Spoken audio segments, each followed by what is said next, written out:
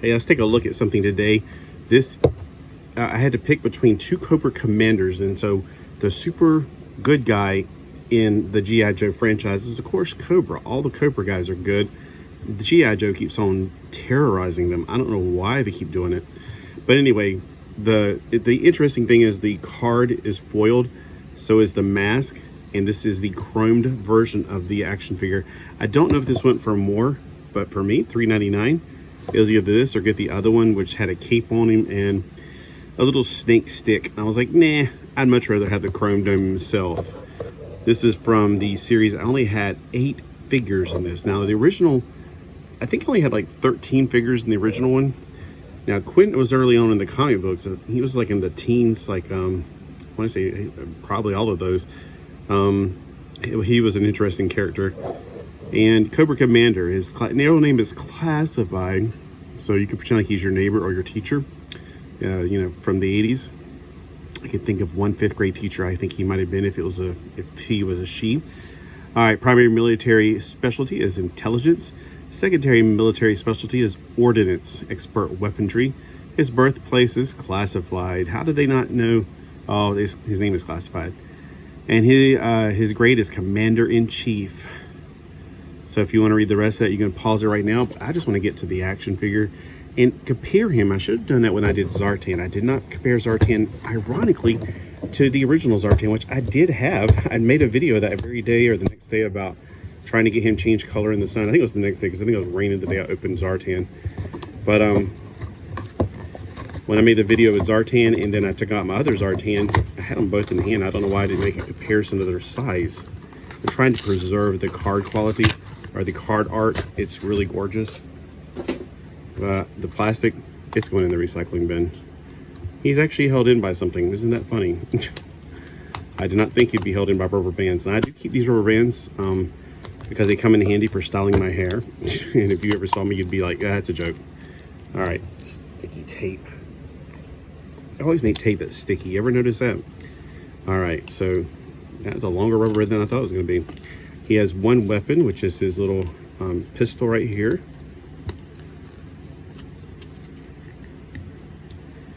And this is why I probably should have bought my blade, so I can just cut it off here a lot quicker instead of you going, well, this is being boring right now. All right, coming off the card, this is what I always imagined would happen if the people who made Star Wars figures, Kenner, was also in charge of G.I. Joe, which was Hasbro at the time. They were separate companies.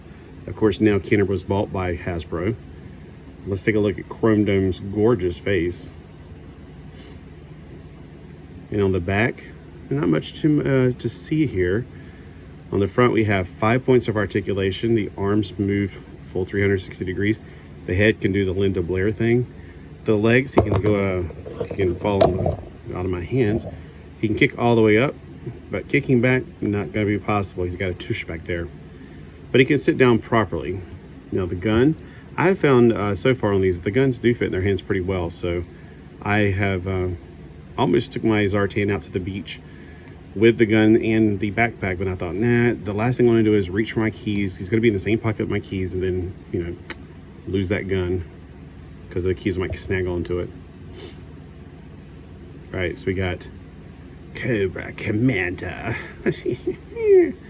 I really dig Cobra Commander. He is one of my favorite action figures as far as the originals. I always had the hard decision, like, do I like the ghost head or do I like the chrome dome head?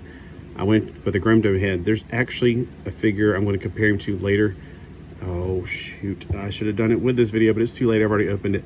I was going to actually grab I got my absolute favorite G.I. Joes in protection. I'll do it with the next video and compare them.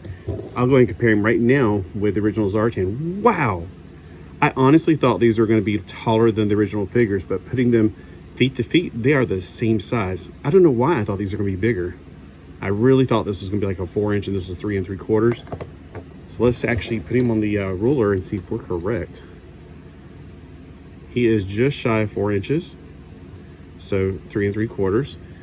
On the non-American scale, he is 10 centimeters tall, which is your standard 3 3/4 inches. So it just looks like for some weird reason that these would be taller than the real G.I. Joes. And this is my original Zartan from my childhood. He still changes colors after about 40 years. Isn't that amazing? Oh man, that's really cool. The thing is, these have their own place in my heart just because I always thought it'd be kind of cool if Star Wars crossed over with G.I. Joe. But I will always love these, even though he might can do some kind of really wicked rap dancing. So which one do you prefer? Do you prefer the 5 points of articulation or the original G.I. Joes? And I'm not talking about the remakes. I like those too, but I'm talking about these. Comment below. I'd like to hear from you guys, and go Cobra!